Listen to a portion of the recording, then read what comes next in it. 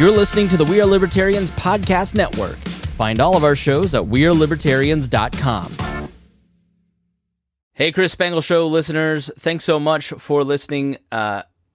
This is an episode of We Are Libertarians. Usually you hear in this feed my conversations and interviews with folks, but we also do the panel show called We Are Libertarians. There's a separate feed for it, but I also like to mix it in on this podcast. So take a listen. Harry and I talk a little bit about copyright, but you may hear a weird new intro, and I don't want you to be confused by it. So check it out right here on The Chris Spangle Show. All right, let's get back to some boring subjects. Understand the risk to our country. Freedom brings people together. You're listening to the We Are Libertarians Network. Learn more at wearelibertarians.com. Welcome to We Are Libertarians. My name is Chris Spangle. That is Harry Price. Today, I have no idea what we're doing. So I'll tell you a little bit on the other side of these commercials, the plan. Maybe Harry can tell us the plan, but a little bit of a change of format, and we'll talk about it on the other side. So stay tuned right after these words. Lowe's knows how to help you get the most out of your store run. That's why members save more with MyLowe's Rewards. Earn points towards MyLowe's money on eligible purchases. Get access to member-only deals and free member gifts. Plus, unlock free standard shipping when you reach Silver Key status. So what are you waiting for? Join for free today. Lowe's. We help. You save. Loyalty program subject to terms and conditions. Details at lowes.com/terms. Subject to change. You know what's smart? Enjoying a fresh gourmet meal at home that you didn't have to cook. Meet Factor, your loophole in the laws of mealtime. Chef-crafted meals delivered with a tap, ready in just 2 minutes. You know what's even smarter? Treating yourself without cheating your goals. Factor is dietitian approved, chef prepared, and you plated. Pretty smart, huh? Refresh your routine and eat smart with Factor. Learn more at factormeals.com. Warning, this show is for adults, produced by semi-adults. So the language is sometimes strong and offensive. I don't know what I said. Welcome to We Are Libertarians, where our goal is to help you sound smarter while talking to your friends. We examine current events from a libertarian perspective while treating modern politics with all of the irreverence it deserves. There has been lie after lie. We toss out the screaming heads, put people before political parties, and give context to the news to make you think. Now, here's our host, a 15-year veteran of politics and media, Chris Spangle. All right, welcome back to We Are Libertarians. My name is Chris Spangle. Harry Price, how are you today? Going good. Harry, you almost sound like you're on your computer, but maybe tap your mic for me. Let's hear that. All right, you're on your mic. It just could be up a little bit more. Sorry, I could probably talk to you. So Harry and I haven't met since, I don't know, February, whenever we talked to our friends from the Fab, the Fake Ass Book Club podcast, when we got together in the Doolittle Studios, and so I said, hey, let's get together and talk about a plan for moving forward so we can be somewhat regular and just stick to this, because Harry has a young child, I have 2 young children, and it just becomes very difficult. So, you know, We Are Libertarians morphed into the Chris Spangle Show, and that out of necessity has become a lot of conversations and much more focused on my interests as a result, because it's called the Chris Spangle Show. And, you know, but we do love the panel format when we can do it. It's just that, look, the old days of coming over on Tuesday night at 7 p.m., drinking some beers and chit-chatting till 11 don't work when your wife won't let your friends come over and you're tired by 5 p.m. So we brought We Are Libertarians back. We fell off the rails a little bit, but we kind of want to tweak things a little bit. So Harry's like, I don't want to do the Chris Spangle Show, and I understand why, because you know, what we have always done traditionally is take something in the current events of the news of the day. This week, for instance, it would be Trump's 3rd indictment and breaking that down and going through it. And I tried to do some of that on the Chris Spangle Show, but in reality, I have a new policy. I like to wait for the facts, and I don't like to talk about things that I don't really understand. And what that has done is made my research and understanding of things much, much slower than maybe the constant current cycle of news demands, right? So it's hard when you've got 3 full-time jobs plus 2 little kids and a wife and a family to spend 20 hours a week like I used to researching some of this stuff. But I can give quick reactions on the Chris Spangle show, and I'm going to start doing more of that in the Patreon behind the paywall. So please sign up for that. Really would help us out. We're starting to get to the point where we're not making any profit, and I've always said if I'm starting to have to pay out of my pocket for the We Are Libertarians podcast network and the Chris Spangle show, I'll just start cutting. I'll start cutting shows. Look, Brian Nichols, Boss Hog, Low Key Wall, you're on notice. Don't make me release you as into free agency. So please sign up for the Patreon to support my efforts as in podcasting and our collective efforts. So Harry and I talked, and we love chit-chatting with each other. We love chit-chatting with all of our friends. We love chit-chatting with Reinhold, and well, that's it. Yeah, everybody else sucks. But no, I'm just kidding, Paul. So we just sat and like, what do we want to do with this? If we can't kind of keep up with current events in the same way that we did 3 years ago, 4 years ago, if we can't really get together every week like we did 4 or 5 years ago, how do we want to do it? And so what we agreed on was Harry basically once a month, we're going to get together at the Doolittle Studios, or we're online today because I was out of town and I woke up at 10:30 and I'm tired. So I'm really tired today, Harry. I had a really cool opportunity that I will tell you about that is something I never thought I would be able to do, something that is very fun and that you will get to watch at some point in the near future.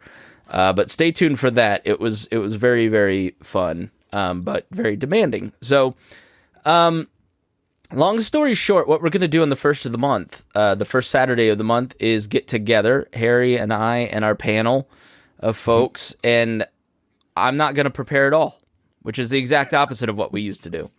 Harry is going to bring us the panel and you, the audience, chatting on our YouTube, Twitch, or Facebook. Not Facebook today because I'm banned for 90 days because I posted a photo during the Chinese spy balloon era of Hunter holding some balloons flying through the sky, and the caption was Chinese spy balloon. Hilarious and accurate, and they won't let me delete it, so they just keep using it to ban me. So I keep getting dinged for this stupid meme that I can't find or delete, so they won't let me live stream on Facebook. But we want you to get in on the comments, and we want you to participate. And so, generally 10 o'clock on the first Saturday of the month, tune in live as we do this particular show. Ace Undead says, classic Dear Leader. That's right. Getting banned for memes is one of the classic Dear Leader traits. I'm not even mean about things. I just post the truth, okay? In a funny way.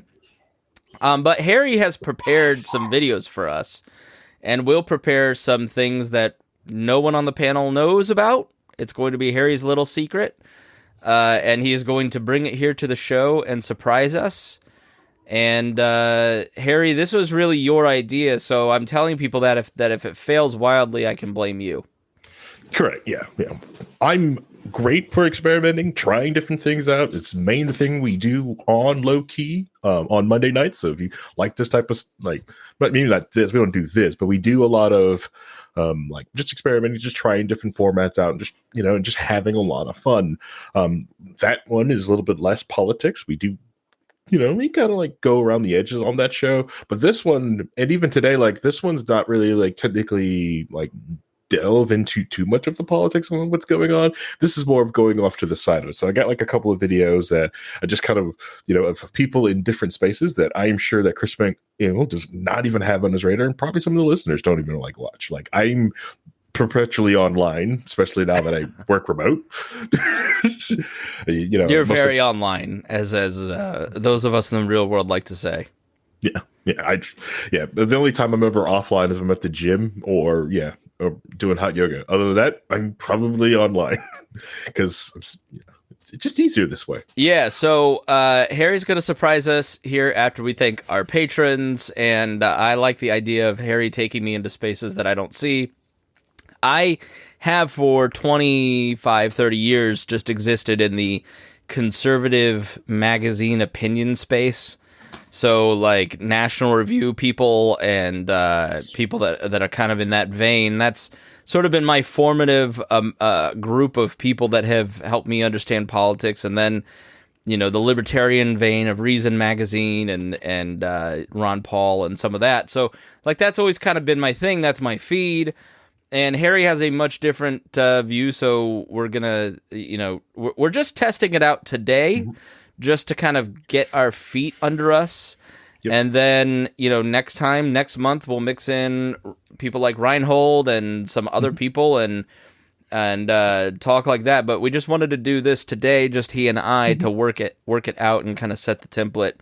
But first, this would not be possible without our patrons. We are so grateful for everybody that donates to the Patreon. You are the ones that fund several different shows, like The Boss Hog of Liberty, like Low-Key Wall, like Enemy of Our Enemy with our friend Hody Johns, Brian Nichols, and the Chris Spangle Show, and all the history podcasts that I'm working on quietly behind the scenes.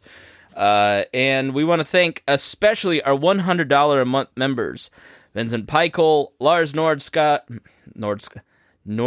yes, I was right, okay. Matthew Durbin, Reinhold, Christy Avery, and never last, and certainly not least, our good friend Jason Doolittle, who has been, like Christy, and Reinhold too. I mean, Reinhold's given a lot, Christy Avery has given a lot, Jason Doolittle has given a lot, and for many, many years, Matthew Durbin, Lars, Vince, you guys are getting up there, and we appreciate you guys. You guys are the backbone of everything that we do, and we're grateful for your contributions, as well as everybody else that is a patron. So please go to patreon.com/wearelibertarians, sign up there, continue our efforts. Kids are very expensive. So I just, we're working on some things that are going to help us grow. And I just, it's, if you get something out of all of the shows that we do, out of the Chris Spangle Show, out of the We Are Libertarians, then you've got to pony up. That's just how it works. It's value for value, Harry. Yeah. I did scare Dear Leader a little bit because I sent him like some of the screenshots of the photos of the receipts when Gunther was the Niku. Yeah. It's like, this is what we pay. This is many years of salary for me. I was like, holy cow. Christy says, I miss Profiles on Liberty, and Caleb Franz is working on a book, and we'll have his book out soon, and then he and I have talked once he's kind of done with that. He may bring back Profiles on Liberty. He and I are talking about working on a different history podcast, mixing in maybe some stuff on the Chris Spangle Show, but Caleb and I are in talks on a new history podcast in addition to his Profiles on Liberty. So moving forward, my career is going to be less libertarianism and more history. That's what I'm interested in. It's what I love. And frankly, there's just not much about the libertarian movement that I appreciate. But I'm definitely, Harry, in a space where I am a libertarian. I love these ideas, and I'm more interested in kind of the development of the ideas and how we got here. I've brought back Liberty Explained. You can go check out the most recent episode there. That's really what the History of Modern Politics podcast is about. So I'm working on a few different history podcasts, and one of them is with Caleb. So yeah, I don't know, Harry, you and I met at like a libertarian movement event, and we've covered it for a long time, but it's not even just the Mises people. Like, the Fakertarians people bug me too, and it's just, I don't look at the Libertarian Party or, LibertyExplained.com has like all these collections of organizations that were really big 10 years ago. Most of them are either not functioning anymore, or are just completely right-wing, pro-Trumpy, trying to get a bite of the grift pie. And there's not many organizations that I think are just kind of like purely trying to talk about the ideas. Remnant Trust is one. Liberty Fund is one of them. And that's sort of, I think, what interests me, Harry, is the philosophical side of it, as opposed to, like, which libertarian presidential candidate is going to pop up and get 1.5%. Yeah, or like which one is the real one? Don't vote for that one. That one's the fake one. Right. But yeah, I feel you on that one, because it's more of I also like, especially with low key, I want to do like, yes, believe in these ideals and I do this thing, but I do other things, like I'm into computers. Like that's why I like bringing Vince and everyone else on. Like, hey, we did the whole media that brought our that shaped our ideals. So it's just be like, hey, listen, like, hey, we watch these anime, we listen to this type of music, so you can see people in these spaces doing the same things. Like, yes, like, so the whole spirit to me was like, we are libertarians of, this is us doing things out in the world, doing things, being libertarians in different spaces, Yeah, you're exactly right. Like, the whole point of it was always, we're a libertarian show that is having fun, chit-chatting about the ideas, but you could not be a libertarian and listen to it and enjoy it, which is really where I'll ask you to set up the first clip, but that's sort of what we want to get back to, that spirit, at least once a month, having a show like that where we're maybe talking about some different things that's just not straight up niche, boring, what everybody else is doing type stuff. Yeah. Correct. Yeah. The first clip I actually have set up is from great podcast. I listen to them I listen with their podcast, watch their YouTube channel all the time. It does really cool, amazing, different stuff. I really discovered him doing when this person was doing what they called like virus discussion. So they would set up like a virtual environment and talk like, hey, this is what this virus is. This is what it does. Really cool stuff. I like to do it, but it's like, but it's not my jam. I like watching it versus just sitting there banging my head against the wall. Okay, so this is a YouTube channel or what that talks about viruses? This is, he does that too, but he does all kinds of different other things. This video that we're going to watching is because of a dust up that happened on X or Twitter. It's Twitter. We're not calling it X. Fuck that. It's not Max. It's HBO Max. We're not doing this bullshit. We're going to call it HBO Max, and we're going to call it Twitter, and I don't give a shit. I don't care what you want to call it. I'm tired of Icarus flying too close to the sun. Reality will set in, and it's going to stop here. It is a tweet. It is Twitter, and take your damn sign down. It's annoying. I'm not an anti-Elon person like Harry is. I don't have a knee-jerk reaction, but this one annoyed me. And bring back blocking, because there's a lot of people I want to block. I don't want to hear from them. Sorry, I was waiting for you also to do the Picard speak. The line must be drawn here and now. No, I refuse. I will not call it Max. I will not call it X. Stop it. So it's a Deer Creek to you? Yes, it's still the Hoosier Dome to me. Damn it.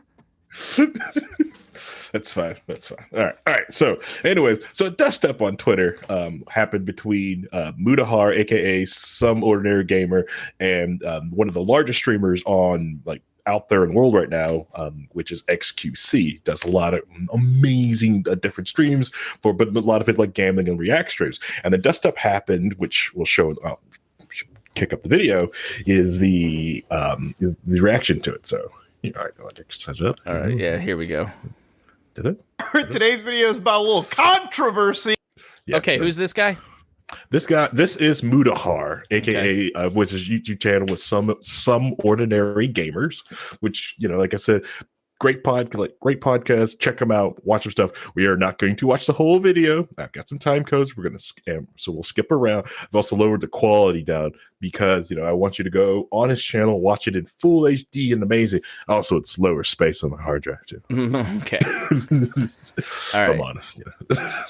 Hit play. All right. A little bit of juicy, debate back and forth. Oh, I just noticed me uploading it here to the streaming. I can't see I don't have no time. Oh no! Do you want to? Do we want to pause here and you pull up the YouTube video? Wait a minute. Oh, okay. Apparently, okay, I can see it now. No, I have to hover over the dot. See, this is why we wanted to do it with him and I, so we could work out the kinks. You're listening to a pilot, a concept episode. Yeah, concept behind the scenes. Usually we do this, we do stuff like this without anyone watching. But why do it? Well, look, not having our shit together and being unprepared is classic Wall. Okay. Right. All right. Let's see. Gotta. This is working. Wait. It's better and easier in VLC. I will say this. So I think I will probably queue them up in like marks and VLC for next time. Take it out of StreamYard and then put it into VLC and then pull up the VLC streamer and just share that window. I got it. This will work. This is work because I don't. This is working. I don't want to like sit there and try to share it and then we have to probably. I don't know what will happen. I really want a cheeseburger right now. I don't know why I'm hungry. Oh, I'm starving. I just did like a 60-minute HIIT Pilates class, and I only showered and sat down at this desk. I was really hoping you would cancel so I could go get a cheeseburger. No, our agreement is we cannot cancel, no matter how much I wanted to cancel last night, so I could take a Somonex and sleep till 3 p.m. I did not. That's fine. Maybe we should start. Well, anyways, I'm gonna hit this video so we get going because I want a cheeseburger now. Damn it. Anyways, back to the video.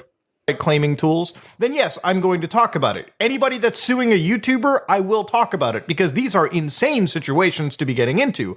Life-changing, life-ruining scenarios in certain cases. So this all kind of stemmed from the fact that one creator, Bub Film, said Lamina spends months researching, scripting, editing a video just for React streamers to re-upload the entire thing and provide zero input. I said, shame garbage like this fills the recommendations tab because... So yeah, this is what's setting it up. So this tweet, so basically which we'll go show through the video is that a bunch of YouTube and like the whole YouTube space right now is getting filled up with people doing kind of like what we're doing, like reacting to this different content. Right. But it is way they're doing it. Like right now, like, yes, I paused it. We shrank the video. We've done the thing and we aren't watching the whole thing. But like this will show you like, and we'll get into this dust up that he had with, like I said. It's clout jacking. So a lot of the... the reason that like libertarians interviewed other libertarians was so that, Tom Woods could come on their show when he wasn't, never mind. When he was respectable, right. When all that was hidden. Right. And then, you have Tom Woods on so you can clout jack his to raise your, right? So like that's part of like, Joe Rogan has a platform, but there's some podcast in the comedy charts that reviews Joe Rogan podcasts, and they're like number 15 in the charts, and I don't know what value they actually offer to people, but I would never listen to it because they're not offering the initial source. Like Lex Friedman. I don't know who Lex Friedman is, but Lex Friedman is able to get all these famous people. I think Dave Rubin's a great example of this. David Rubin offers absolutely nothing to anyone. He is an airhead. He is a clout chaser who uses the clout of people that have achieved something to try and to position himself within a certain space to make money. I have zero respect for that guy, right? And so what a lot of people are doing who... They can't get Mr. Beast on their podcast. They don't have the talent of Mr. Beast. Will go on and do a reaction video to Mr. Beast to use his algorithm lift and searchability to get eyeballs on their stuff. And it works great, Harry. Oh, so you say we should be watching the Mr. Beast? No, I'm just saying, like, but yeah. I think it's, I love Bub Film's original point here because... It is really hard to sit down, write a script, shoot that script, edit that script, create the right thumbnail, and to build an audience. It'll take you 10 hours to make a 3-minute little thing that really hits for people. I talked to a major Instagram influencer. She makes videos that are... reach millions of people. She started out small.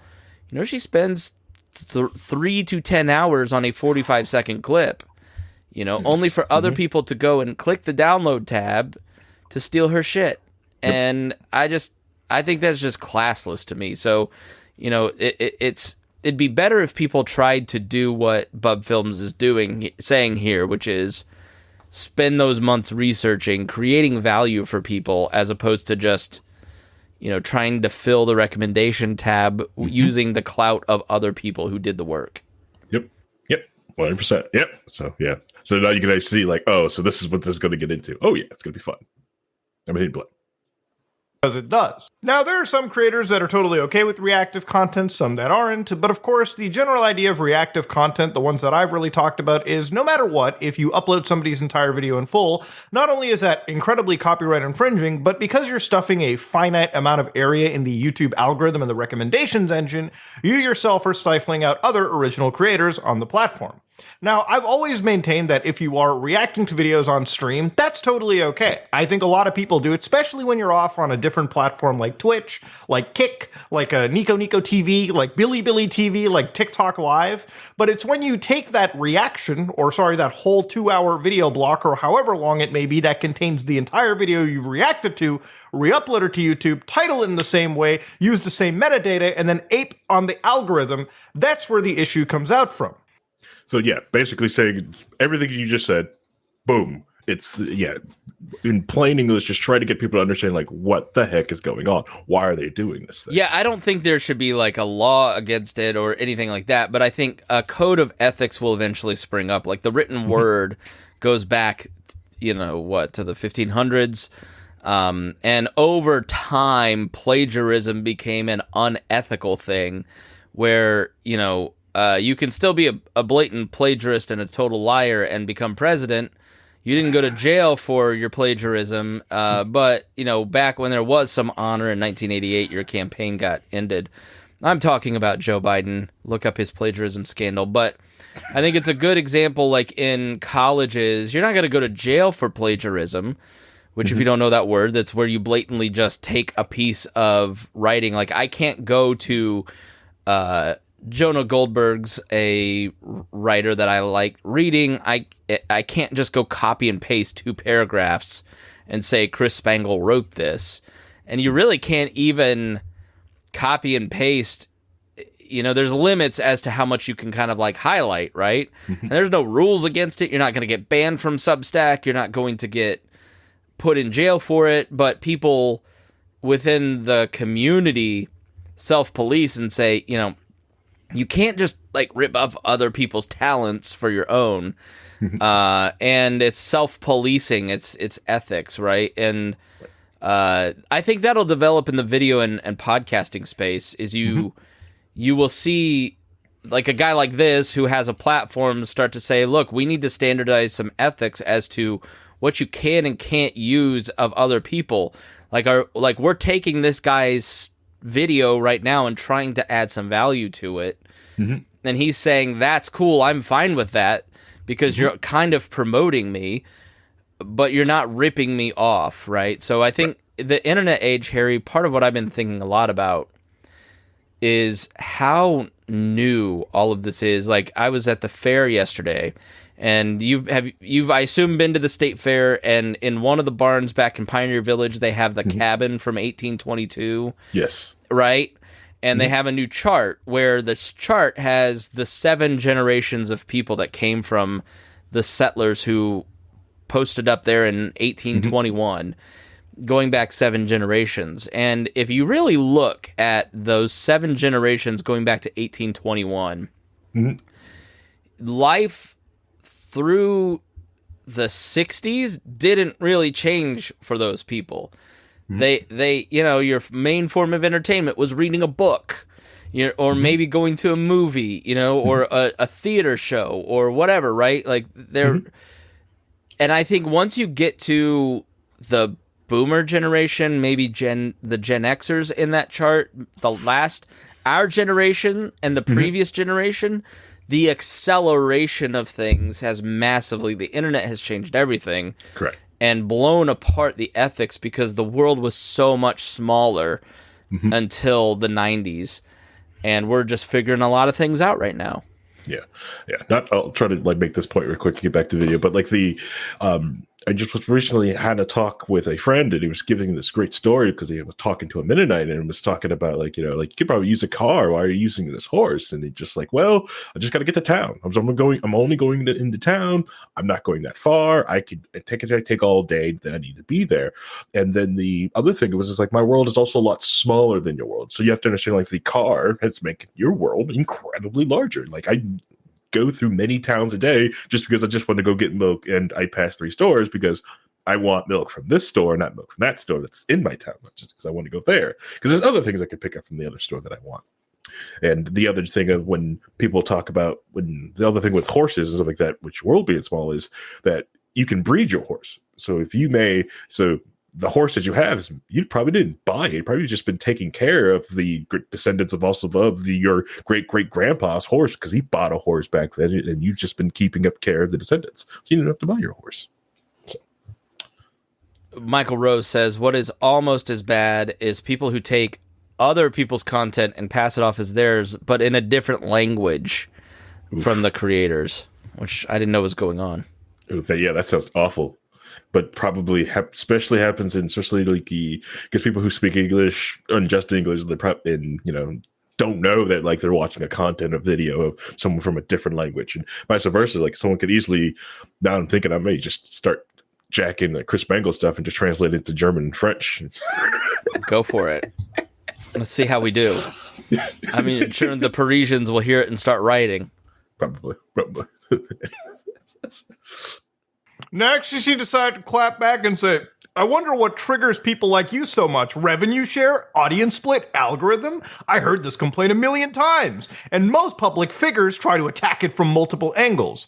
Now, at this moment in time, nobody's bringing up revenue. I'm just really talking about the impressions, right? Based on the finite recommendations algorithm, if I'm trying to watch videos out of like 12 possible blocks after my first YouTube video, and all of a sudden, my 12 recommended videos, like 5 of them are reaction videos because I've watched similar content, and obviously the metadata is being aped, that's a problem. That's what people are talking about because it stifles out original creators. That's pretty much it.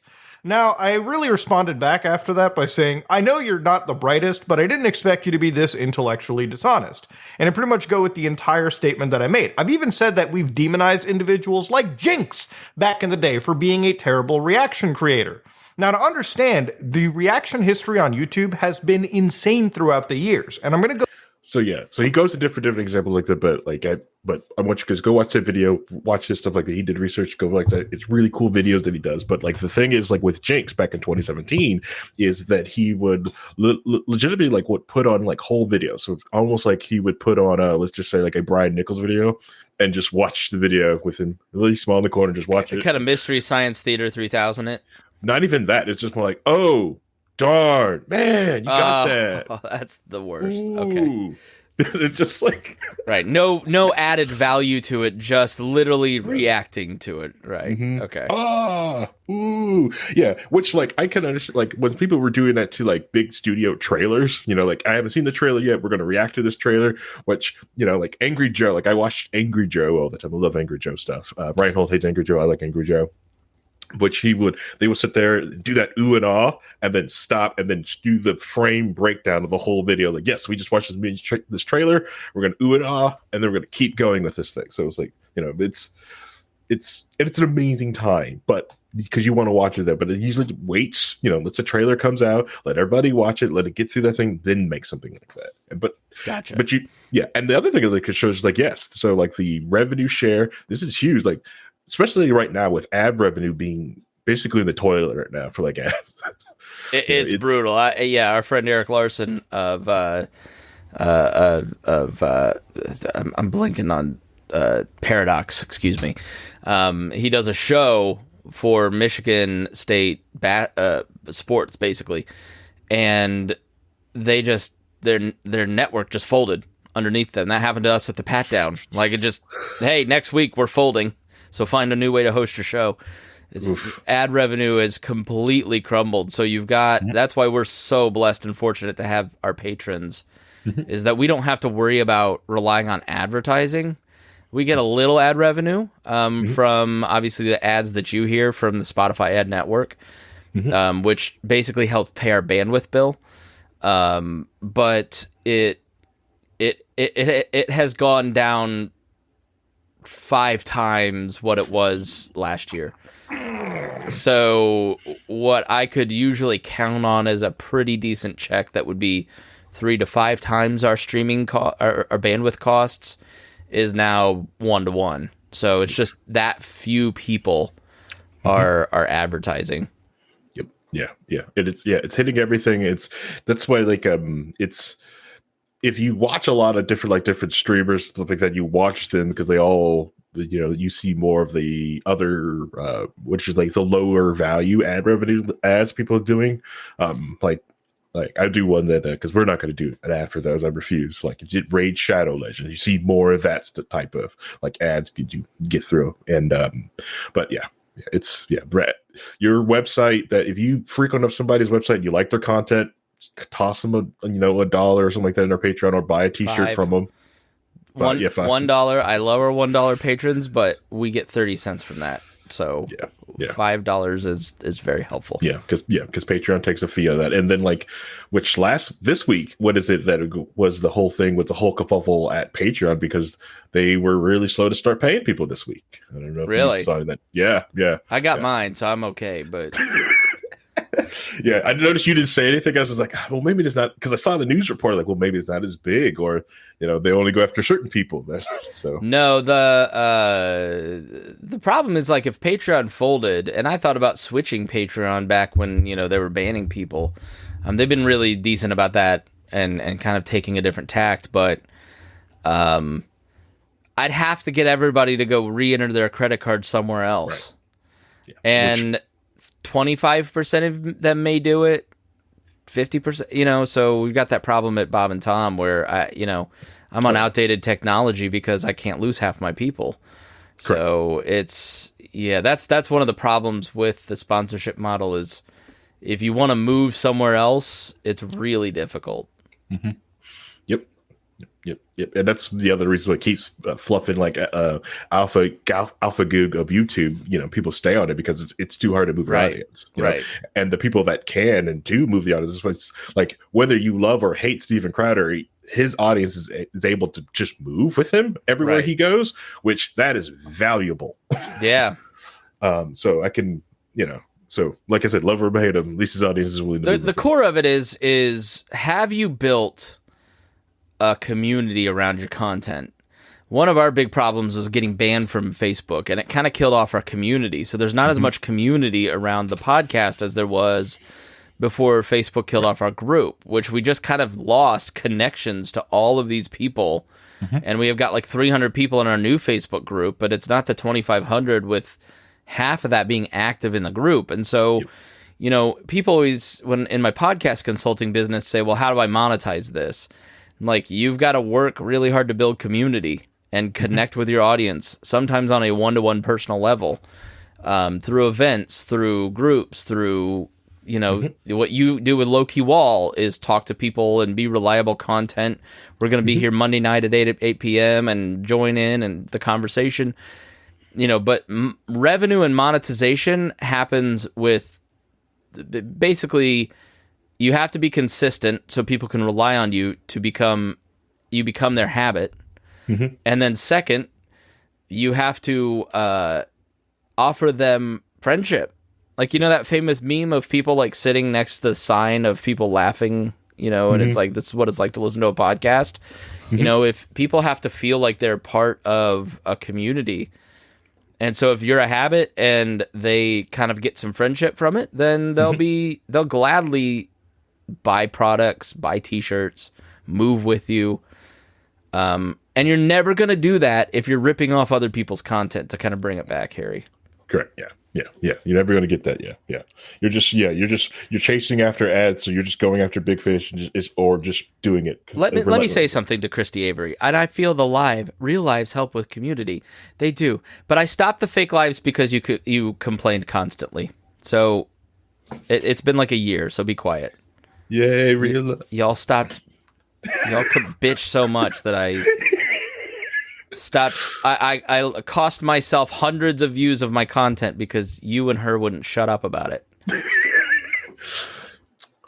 Look at the power of low key. Okay, see that key the, holders. The power of being annoying. See the power we have key holders. That's Is that what you call each other? Yeah, That's yeah, funny. key holders. Yeah.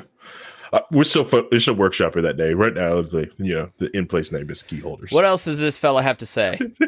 All right, so then we're setting up things. So now we're going to show I fast forwarded to the subdivision marker. So we're going to do there's bad actions and examples in licensing, of people doing good right in the field. Because what you did say early on, which the video goes into, is when they talk about where there's a code of ethics. So other YouTubers, copywriting striking another YouTuber is very in bad taste, and it can get you shunned from a lot of different YouTubers communities. You sent a copyright strike to someone, unless they're blatantly just going after somebody, blatantly copywriting you. It's Yeah, I learned that I have this power at Bob and Tom, so people rip off our content all the time. Mm-hmm. And a comedian, I just kind of bulk went through and said, "Hey, take this down." Mm-hmm. And they threatened to remove a couple that I missed in error. They were like, "We're going to remove your channel because of copyright strikes," which I was surprised by. So, but I could take it back, so it fixed the problem. But YouTube's kind of getting real serious about ripping off other people's content. And a creator like this guy or us has the power now to take your channel if you rip us off too much. Yep. Yeah. Action, transformative content. But once you say I'm watching a video I like to my people, you have literally admitted that you're not putting a video up for fair use purposes. You're not there to comment on it. You're not necessarily there to report news. You're not there for offering actual critique commentary. You're literally just showing a video you like to your people. Now, I'm going to just tell you right now, we can argue in a similar way, another comparison. I like the movie Hackers. I want to show it to my audience. Let me upload that review onto YouTube. Oh shit, or not review, that reaction to YouTube. Oh wait, this independent studio called Metro-Goldwyn-Mayer is now suing me. Oh shit, how could I have avoided this? Now XqC even watched animes like Hunter x Hunter and The Dark Knight. The Dark Knight where Kick staff had to go in and be like, "We just gave you a deal, don't ruin it." Why was that not uploaded to YouTube? Yeah, so XqC just got, became one of the highest paid people in sports for getting the massive deal for with Kick was which is rumored to be around $100 million to stream on Kick, and it was sit there watching The Dark Knight on their platform, just watching the video, just watching the movie in the little screen. I couldn't imagine having the money of $100 million and what I could do with content with $100 million. I know exactly I wouldn't sit there and watch The Dark Knight. If I had another $1,000 a month, Harry, I would have a studio. I would have staff. I would have us making produced TikToks that would teach the history of libertarianism, the history of political philosophy. I would have us doing regular content talking about current events and applying libertarian thinking to it. If I had $1,000 more a month, I would do that. Right? I have $1,200 a month right now, and so I can pay for all of our services and do this amount of content. But if I had $100 million, I would have a studio like MGM creating. Why would you just sit there and watch? This is like 13-year-old wants to be a pro YouTuber crap. It's crazy. Yep. Largest streamer. Crazy. Yep. Was it because you didn't want to share that with the YouTube Andes, the frogs? Or, maybe it's because there was a big studio stopping it the entire time, and you realized that you couldn't get away with it, and you could have actually faced a lawsuit. XqC's numbers are actually so large that some people, if they were suing him, could consider him a broadcaster at this point, believe it or not. Now, XqC's response to me was, "Damn, I knew you liked using big words so that people would give your takes more importance." Dog, where did I use a big word here? Okay, let's look through my entire thing. Intellectually, so intellectually, that's 6 syllables. Inherently, 4 syllables. Dog, I'm sorry, it's basic English, okay? We both went to university. You went for chemistry, if I'm not mistaken. I went for computer sciences. We didn't take real English, but at least we know that it's a language that we use. Come on now, stop it. Little brother used... Reddit is down the hall and to the left. Used a 2017 example where I talk about Jinx. Yeah, we talked about why that was demonized back then. And for the large part, people still demonize it now. I'm sure there are some fervent supporters of this behavior, but then again, they don't have actual evidence, they don't have facts, they don't have a cogent point for this. Also, I talk to most of the YouTubers I take big content pieces from and react to. Maybe send Daily Dose of the Internet a call and compare numbers on uploads and react. Actually, that might be a pretty good idea. But talking to most of the YouTubers isn't exactly a good answer. Unless your team is talking to all of them, your team never contacted me for watching any of my videos. Again, I'm not feeling bad about it, but I'm just saying, if you're going to say that you're talking to most, you should try to talk to all.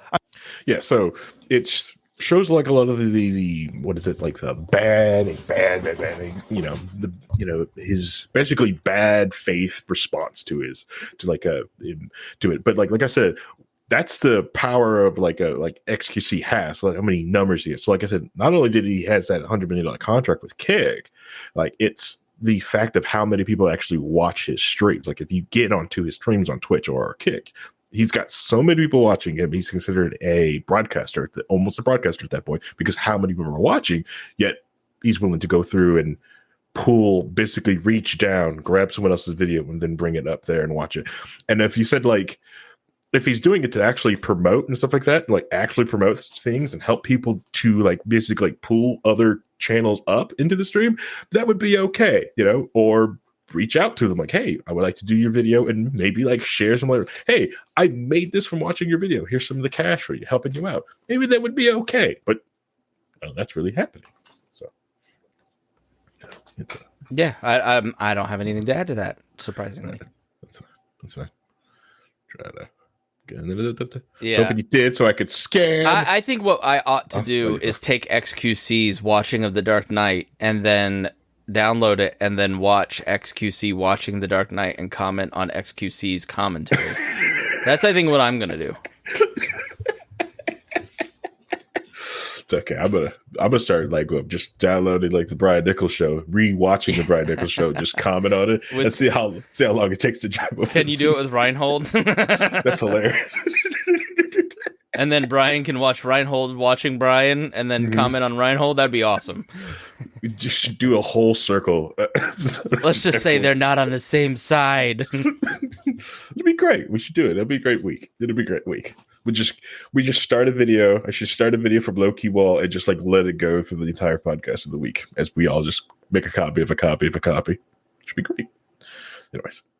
Or, they may sometimes rise. It really is a throw of the coin, so to speak. Now, one could argue nobody would watch this kind of content if it wasn't for a reactive streamer. And this is where we get into situations where I just have to say it doesn't matter what the audience in the situation thinks, okay? Because at the end of the day, uploading somebody's entire video onto your channel is very much against the law, against the legal framework of copyright and fair use. Now, when we look at copyright and fair use in this situation... Now, granted, like, Mutahar, he's in Canada. He's in America's attic, and he is... So he's talking about Canadian law and the United States law. Yeah, he's up there, that terrible country up north, which, eventually they'll become just a... we'll carve that up. Look, that we beat them in 1812, and we shouldn't have let them live. Hey, Manifest Destiny 2.0. That's right. Mm-hmm. We left the white people alone. Let's treat... How about American government treat the Canadians like they treated everybody who wasn't white? Tell you, this will work out. We'll just start going north, and on the guise of we're just going to give the land back. Oh, I stop in Canada. Let's just go over Canada, keep going into Russia. Let's go. Personally, honestly, anyways, I don't want to get into that discussion. All right, let's continue on, yes. I do have a question before we go. Do you also have the ability to pause and watch the video, or is that only my control? I think it's just you. Awesome. Okay. But that's not awesome. I was hoping like you could pause, especially if we got to a spot like, hold on, what did you just say and rewind? But you can't control it. That sucks, but it's fine. I'm going to show you from these. No, I do have the ability to pause and all that. Yeah, I just figured it out. Nice. Yeah. Nice. Okay. Nice. Let's keep going. Hey, that's good. Like I said, we're testing out bugs here. So now I could put a video up, and if he says something weird and rewind, he doesn't have to ask. Harry, what do you think of the point that he made? what the point of what the All right, Stanford University. back to the okay, video. so there are 4 factors. Okay, maybe you shouldn't have this power. I have too much power.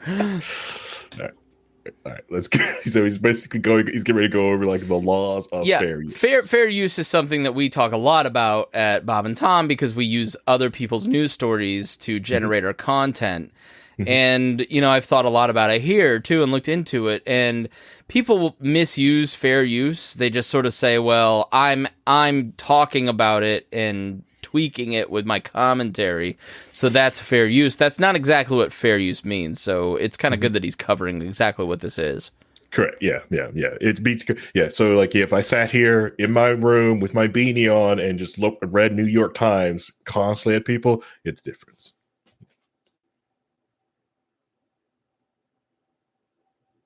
Judges consider the purpose and character of your use, the nature of the copyrighted work, the amount of substantiality, and the effect of the use upon the potential market. All very important.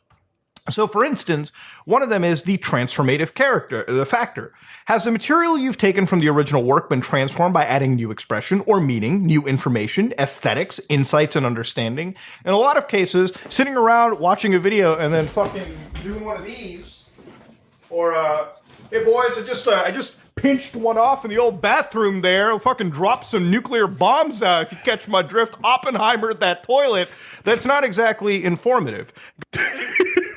Oppenheimer the toilet. That's funny. But, yeah, so what this comes from, so one of the largest lefty political streamer, Hassan Anabi, Cenk Uyghur's cousin, right? Mm-hmm. The thing he does, he will put up whole videos of someone's content while sit there eating his cheeky nuggies in his mansion. All right, so this rich billionaire.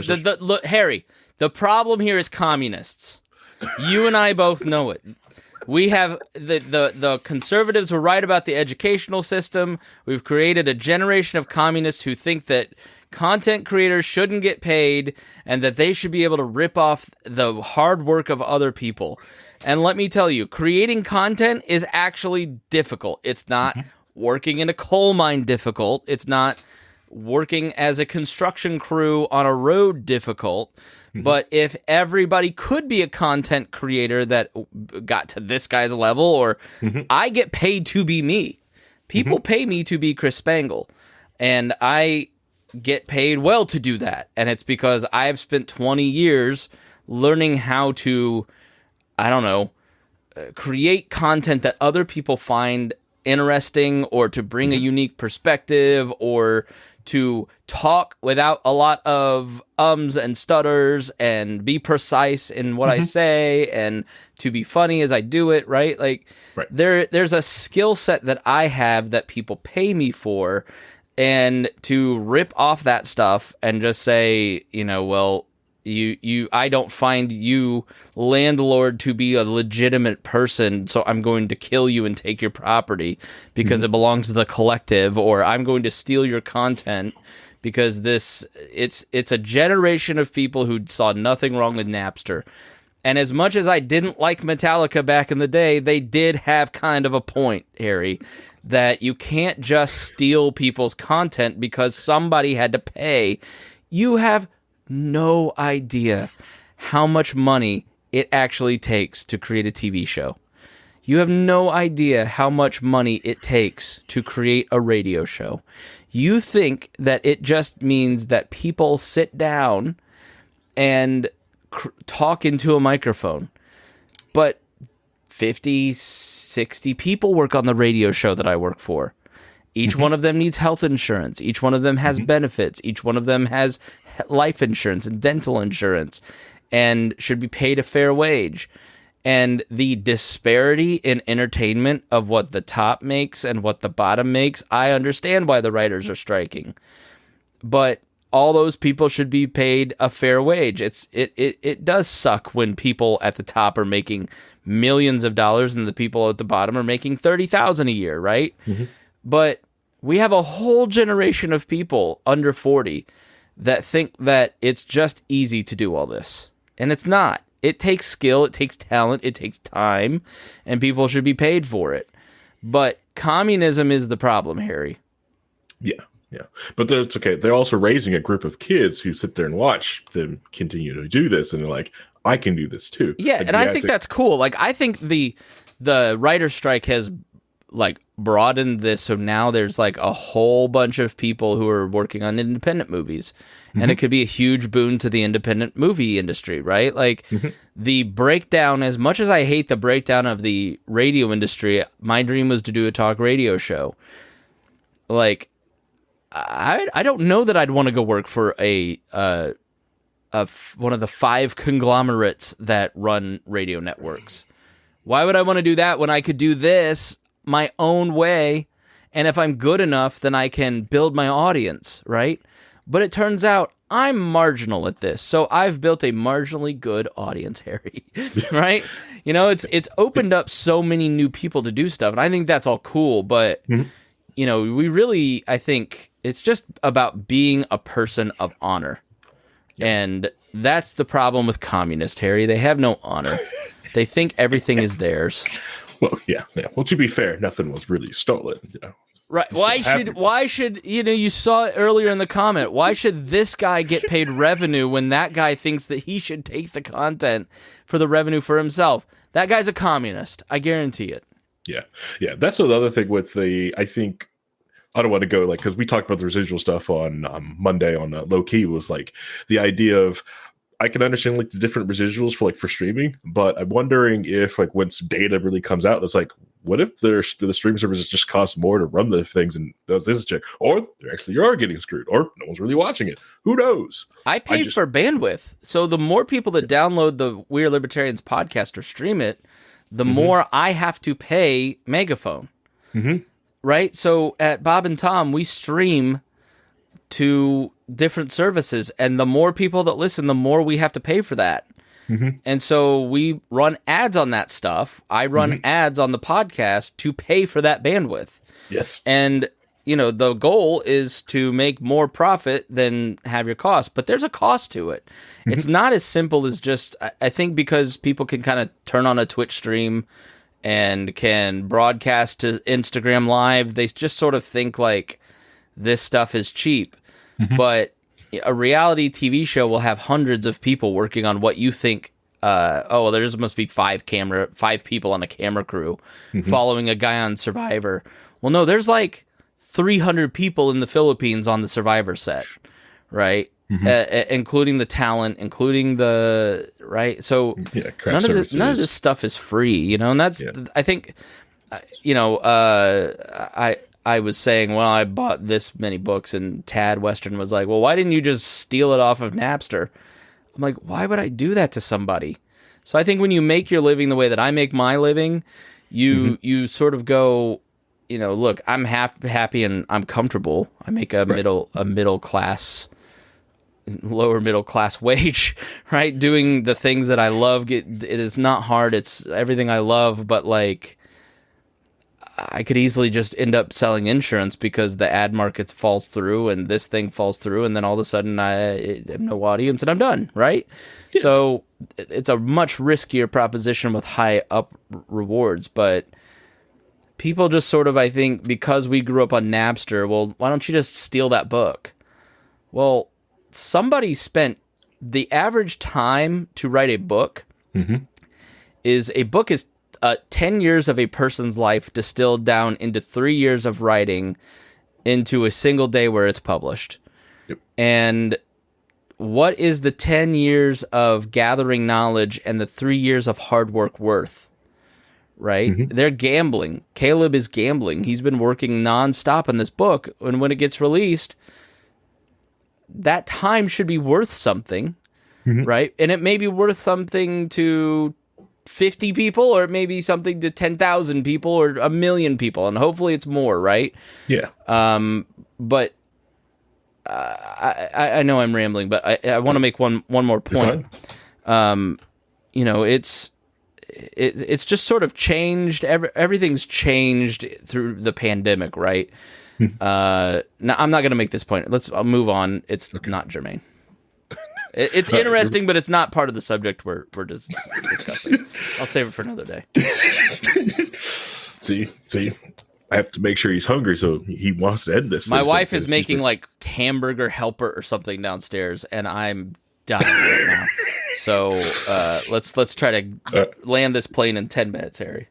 Oh man! All right. Well, I've got like 4 more videos to go. No, through. well, we'll just have to do this video, and then I think what we can do is, maybe that single Saturday we could do 2 episodes, and then make it a bi-monthly show, maybe. Yeah, consider because we add in Reinhold and other people to comment in here. It's going to add an hour per person.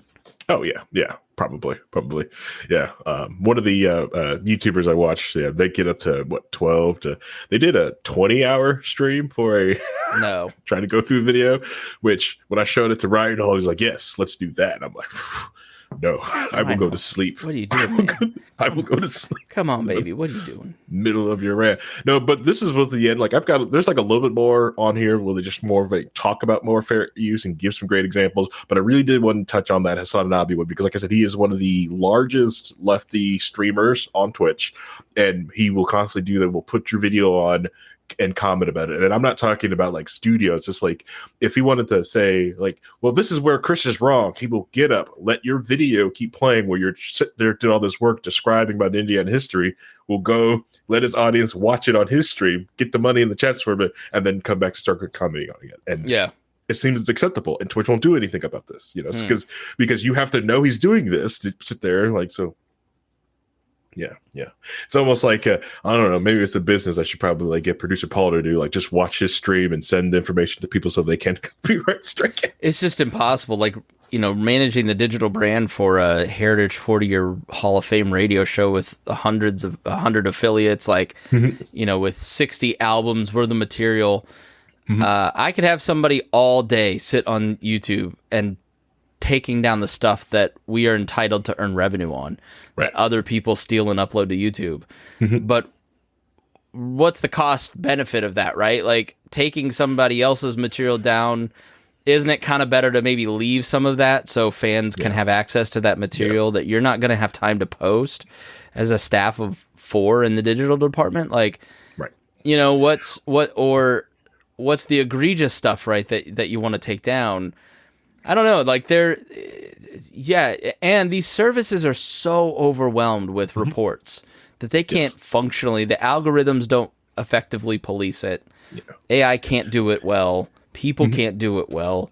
The turnover in compliance departments is huge because people are watching torture videos when they're watching horrific things going on with children. Like, so people who work at Facebook's reporting department, like, are traumatized and need PTSD counseling. So, literally. So I don't know. It's gotten better, but you as a creator always kind of have to determine: do we want to take this down? Yes, this is egregious. No, let's leave this because it can be helpful in marketing us. It's I don't know. There's no like rule book on it. It's just your gut feeling. Yeah. Or you comment underneath the video, hey, thank you for enjoying my work. Can you at least credit my video? Yeah, exactly. And people are happy to do that when you ask. Yeah. I think the other thing which I think Facebook does, not Facebook, YouTube doles out, but very sparingly to only certain big networks, is the ability to leave the video up, but you get to claim the ad money on it, the ad revenue from it, which, they only give that to the big name players, which also forces small people to want to join up to big networks. Sorry.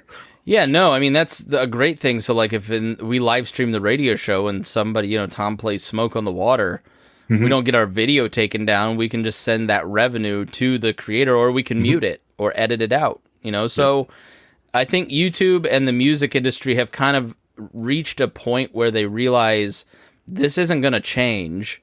And so how can we create tools that enhance everybody's experience while kind of being fair? I never thought about like the compliance nightmare of your show, especially with the guy just sitting there. Oh God, I'm a radio show. I can play music all I want. I'm like, ooh. Yeah. Well, we have licenses for on air, and there is no licenses for podcasting, right? So you got to edit that stuff out of a podcast because the copyright law in a podcast. If I started playing music right now, the last judgment was that it is considered Napster. So if I were to play copyrighted music in this podcast right now, YouTube has a way to deal with it, which we just talked about. But in podcasting, it's been ruled by a judge that it's an illegal music download. So that's why you can't use copywritten music in podcasting. And they're working on that licensing situation in the future where you I could go and sign up to blanket cover the We Are Libertarians Network podcast so we could play copywritten music, right? Oh, that's gonna be expensive. But I pay $30 a month. One of my costs is $30 a month to a service called podcastmusic.com to allow me to play. You're listening to the We Are Libertarians Podcast Network. Find all of our shows at wearelibertarians.com. That bed underneath it, this part. So I have to pay $30 a month to be allowed to use that bed music. You know, I paid for this thing. All right, let's get back to some boring subjects. Right, that was created. I paid $150 for that created intro, and I don't ever have to pay them another dime for that intro. But to use that's royalty free. I don't have to pay them every time I play it. I have to pay them a monthly fee for a blanket license to use that. Right. So that's just another one of those hidden costs of like running a podcast, is that you've got that stuff in there. But yeah, I mean, there's if you get caught, right? If you get caught playing Led Zeppelin by somebody, they have to police that, right? I can play Led Zeppelin in this podcast all I want, but you've got to catch me to find me. But if you find me, it can be life-ruiningly expensive for creating an illegal download in this podcast. Yeah. Hey, but those licensing agents, those people that own the licenses to the music, they pay people to go through and like find these things. Yeah. Like Adobe does. Adobe does this. They hunt. Like I tell people every time, it's like, why buy the Pro when I just get the Student Edition? I'm like, Adobe pays people to hunt you that down. There's little watermarks in it, and they find out. They will come after you. Just pay them the money. So if you, I don't know how they do it, but if you Apple has a podcast promotional thing. So you can go to this website and download a promo image for your podcast or your episode. And if you share that image on social media, you get credit in your podcast rankings. And I don't know if there's some sort of metadata in that, how they track that. You know, because I'm thinking if I just download it to my computer and upload it to social media, you've rewritten kind of some of the metadata, but they figured it out, right? And it's like you said, there are people who are hired in cities to go around to various restaurants, barbershops, stores to walk in and listen to the music that is playing in the background and then ask to see the license for that music. Yep. And ASCAP and BMI hires people to go and bust small business owners for illegally playing music that they didn't pay a license for. Yep. And that's another little hidden cost that every business owner has to pay to SiriusXM or to, you know, all different services that run this stuff. Pandora has a service. But yeah, like you said, there are compliance officers all around just trying to be cops. Yep. They do it to gyms and stuff like that. Like, especially like your local small town gym, you know, like they put, like, if you wonder, like, why does the music suck at your gym? That's why. They don't have to pay the little thing. What is it? I forget what the sticker they have to put on the window is, but yeah, there's for some of the, like, the proof that they have the license. It's on, like, it also happens to karaoke too, like when you do like karaoke bars, stuff like that. But yeah. But yeah, that was the video. I was going to go to a second one. No, we'll have to save it. You know, maybe next time we get together, we plan 2 episodes, and then we can. Yeah. Or maybe we just stick at 1 episode a month and not get greedy. But I don't know. Yeah. The next video, like, it's also be good because this one is like, it's hot. It's really one I really like. Like a lot of people are watching it right now because of what happened in the thing. So it won't even be quick. Like if you. So next month, you'll like it. All right, cool. All right, Harry, good video, good discussion. Thanks so much. Love you. Appreciate you. Appreciate all of you listening to We Are Libertarians and simulcasted on the Chris Spangle Show. We thank you so much. And if you liked it, share it. Don't rip it off. Actually share it from the service that you're watching on. All right, thanks so much. We appreciate you, and we'll see you again here on We Are Libertarians.